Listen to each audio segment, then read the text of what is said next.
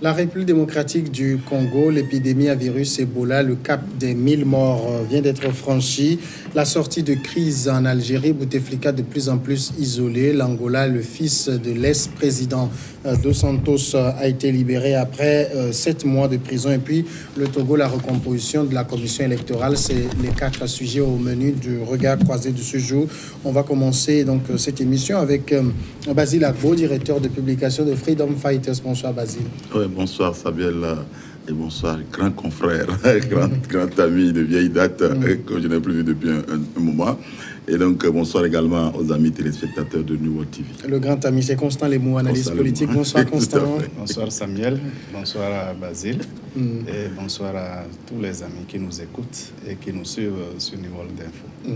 D'accord, on va commencer avec la République démocratique du Congo. Plus de 1000 personnes ont été contaminées par le virus Ebola depuis le début de l'épidémie qui frappe l'est du pays, la plus grave après celle de l'Afrique de l'Ouest en 2014. Depuis le début de l'épidémie déclarée le 1er août 2018, le cumul des cas est de 1009, dont 944 confirmés et 65 probables, a annoncé le ministère de la Santé dans son bulletin épidémiologique diffusé dimanche soir. Au total, il y a eu 629 décès, 564 confirmés, 65 probables et 321 personnes guéries, ajoute cette source Basile Agbo. Ça devient inquiétant, hein. C'est vrai qu'on sait que Ebola tire son origine de la RDC, mais apparemment, cette nouvelle résurgence est inquiétante. Oui, on a comme l'impression que on n'a pas pu réellement donner la riposte que ce mal méritait. Et si on revoit encore que depuis 8 mois, donc ils vivent cette situation pénible et périlleuse, il y a de quoi s'inquiéter.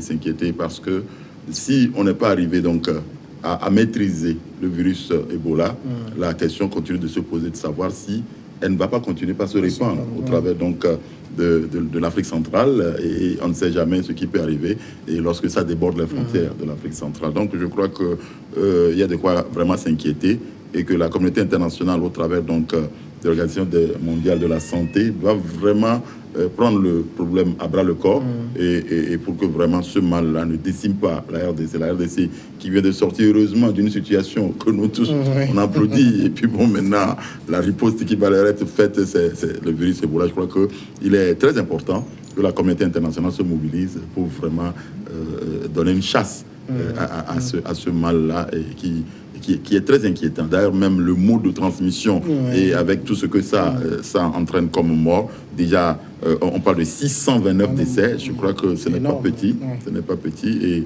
321 personnes ont été guéries. Donc, on rend grâce à Dieu au moins pour ça. Mais quand même, les cas de mort sont énormes. Et il faudra que l'OMS se mobilise. Et pourquoi pas la communauté internationale se mobilise pour qu'on puisse vraiment barrer la route à ce mal.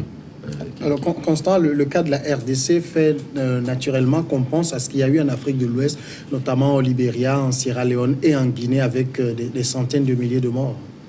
Effectivement, c'est un virus très difficile à combattre, dans la mesure où la RDC l'avait déjà vécu, c'est une résurgence. Effectivement, en Afrique de l'Ouest, c'était vraiment de l'hécatombe qu'on a vécu dans les 3 pays que vous venez de citer, ça va la Guinée, la Sierra Leone, le Libéria. Et on se souvient le rôle qu'a joué notre chef de l'État pour lutter efficacement contre cette maladie. Et heureusement, la lutte est allée au bout de cette maladie. J'espère qu'aujourd'hui, on ne peut plus parler du virus d'Ebola en Afrique de l'Ouest, surtout dans les 3 pays.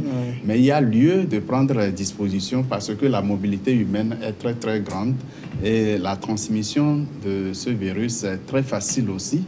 Alors, il est très important que toutes les zones africaines prennent des dispositions nécessaires pour que, au moins, la zone soit circonscrite et que des dispositions rapides soient prises et le virus soit combattu et qu'il s'arrête au niveau de la RDC. Vous savez que ce virus a handicapé quelque peu l'organisation des élections, la tenue des élections, puisque certaines zones n'ont pas voté à cause de cette maladie. Et vivement que les dispositions sanitaires urgentes et efficaces soient mises en œuvre pour une réponse efficace.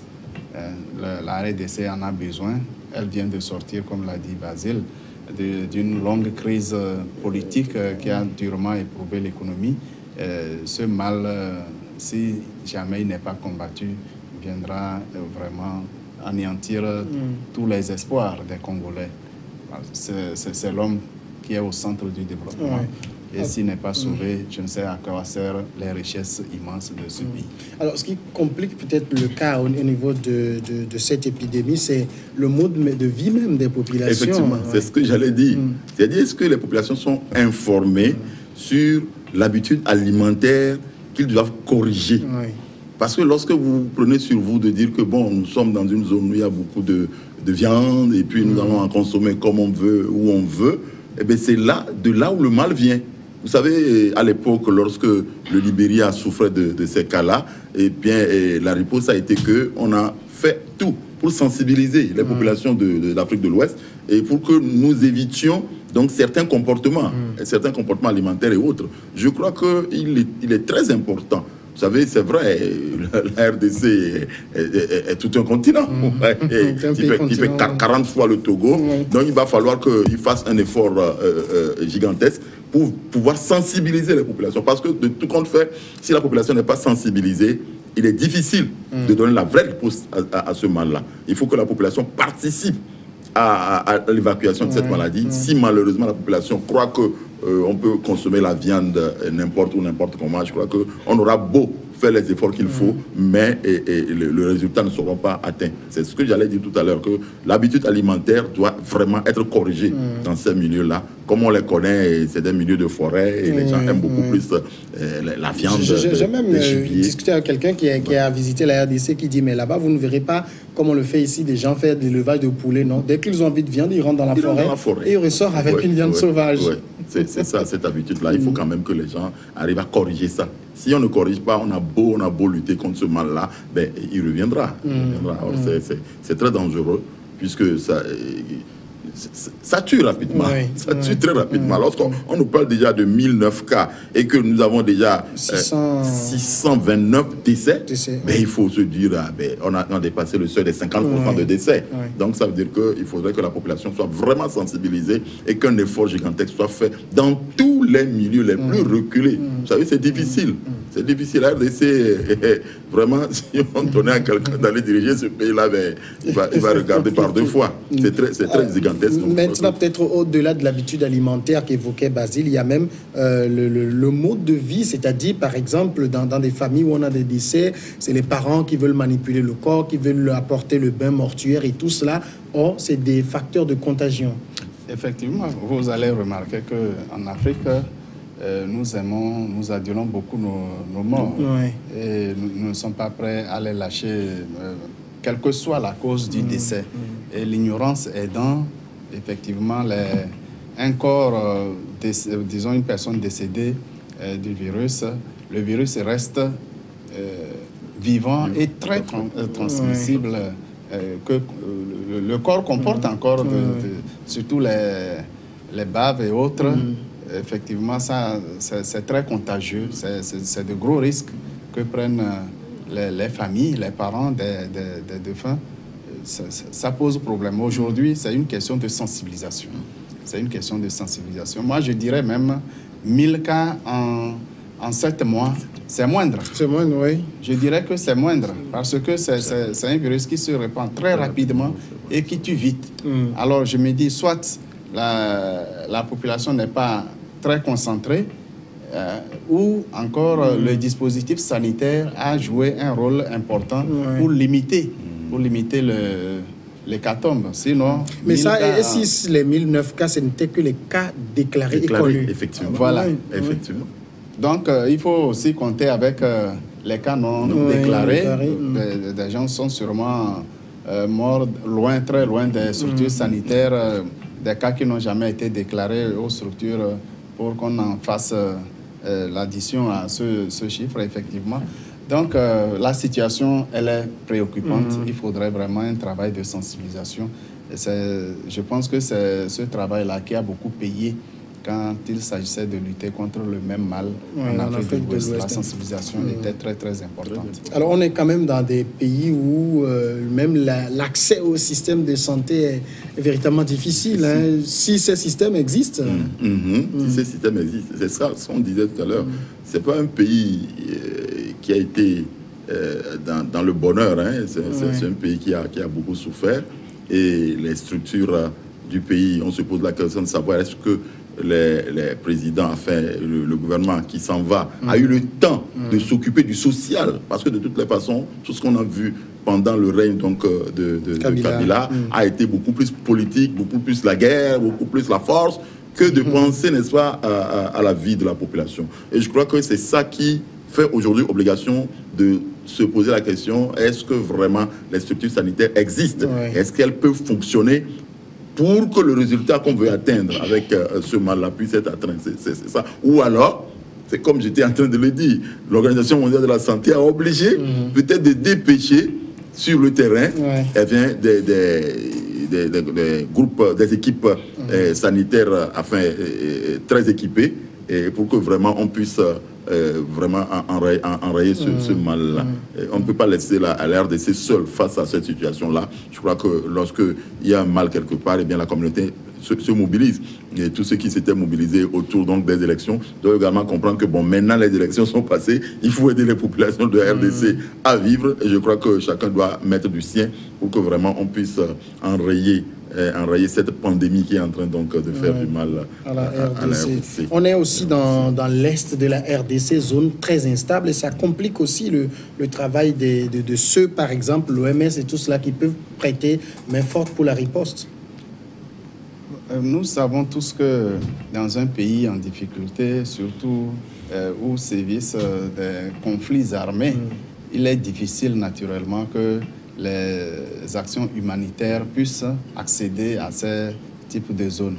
Mais ici, il ne s'agit pas pour les organisations humanitaires d'aller sur le terrain de guerre pour la cause de la guerre, mais c'est une épidémie. Et les belligérants devraient comprendre qu'eux-mêmes ne sont pas... Ils ne peuvent pas tirer sur le virus Ebola. Mais le problème, c'est que, par exemple, en mars, un des centres de traitement qui est à Butembo a été attaqué par des groupes armés. Exactement. Bon,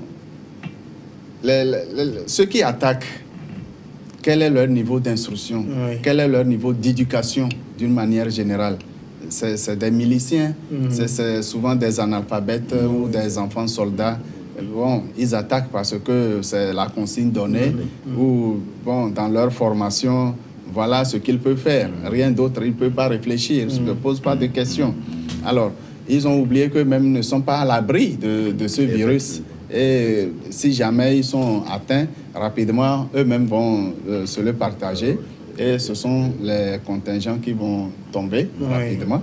Mais ce n'est pas ce que nous souhaitons. Nous souhaitons que la guerre s'arrête, mais nous ne souhaitons pas que les hommes meurent. Il faudrait que les belligérants et ceux qui soutiennent au niveau du pays ou bien de l'extérieur, ceux qui soutiennent ces belligérants avec des armes et fournissent, il faut qu'ils pensent maintenant à aider ces mêmes belligérants à lutter contre le virus Ebola. C'est capital.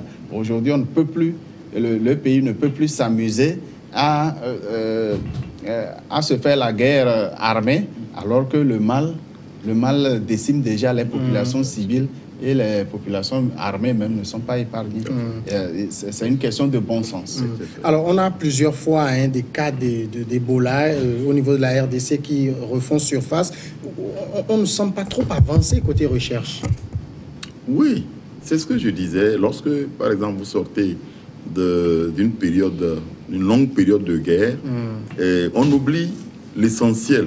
On se consacre à ce qui est lutte pour le pouvoir, pour s'installer et autres, et on ne réfléchit pas à la vie des hommes. C'est la raison pour laquelle il n'y a pas eu beaucoup de recherches dans les cas pour pouvoir donc prévenir ce mal, parce que l'Ebola n'est pas pour la première fois venue en RDC. Elle y était Et donc, au jour d'aujourd'hui, si elle refait surface pour tuer, c'est la raison, c'est vrai, qu'ils n'ont pas eu à faire des recherches poussées pour voir d'où vient le mal et comment est-ce que nous pouvons aller jusqu'à la racine du mal pour l'éradiquer. Et si, bon, on a fait du superficiel, on a essayé de mettre un peu du polish et puis ben là, elle est revenue. Je crois que c'est très important que la communauté internationale réagisse également pour aider ce pays à vraiment regarder le fond de la question de Ebola, à ne pas la question là, ne pas la régler de façon superficielle, à aller au fond. Et donc, c'est ça, je dis, il faut une mobilisation, il faut une sensibilisation, il faut une mobilisation pour qu'ils comprennent que s'ils ne font pas la guerre à Ebola, mais c'est Ebola qui va leur faire la guerre. Et peut-être décimer la majorité de la population. Quand les gens vont s'affronter pour le pouvoir, ben, Ebola, lui, ne voit pas qui est content, qui n'est pas content du pouvoir. Ben, elle est là, elle attaque qui elle veut. Ouais, voilà. Dans ces conditions où le système de santé inexistant, où on le disait également, pas de recherche sur ces cas-là, les guérisons, les 321 personnes guéries sont un miracle, hein, on va le dire comme ça. C'est la main de Dieu, on peut l'estimer ainsi. Et la question de structure sanitaire dans les pays africains, bon, pratiquement c'est le même problème. C'est le même problème. Vous parlez de recherche, il n'y a même pas de laboratoire digne de ce nom. Les soins primaires sont déjà difficiles. Par rapport aux équipements existants. Rappelez-vous, à la veille des élections, l'un des dignitaires du régime Kabila demandait à se faire soigner en Europe, mais on lui a refusé l'autorisation. Puisqu'ils doivent être aussi souverains, puisqu'ils réclamaient la souveraineté par rapport aux élections. Donc, les structures sanitaires, ce n'est pas seulement, ce problème n'est pas seulement en RDC, c'est dans tous les pays, y compris le nôtre. Maintenant, les efforts sont en train d'être faits dans notre pays pour remonter un peu la situation. Ce n'est pas seulement le nouvel hôpital dont le projet a été lancé il y a quelques semaines. Ce n'est pas seulement cela. De lourds investissements sont faits dans le domaine de la santé. Mais c'est une question de gestion. C'est une question de gestion. On laisse des centaines de millions à la disposition des responsables pour équiper les centres de santé, mais très souvent, je ne sais où ils trouvent ce matériel défectueux qu'ils viennent installer. Mais là, ce qui m'inquiète le plus, c'est que ces personnes sont encore en liberté. On devrait mettre la main parce que c'est des criminels. C'est des criminels. Quand on met même les fonds, il y a des lignes réservées aux indigents, mais quelles sont pratiquement... Les indigents même ne connaissent pas l'existence de cette ligne. Il n'y a pas que... On va observer la pause. C'est un peu écœurant. On observe la pause, on revient après.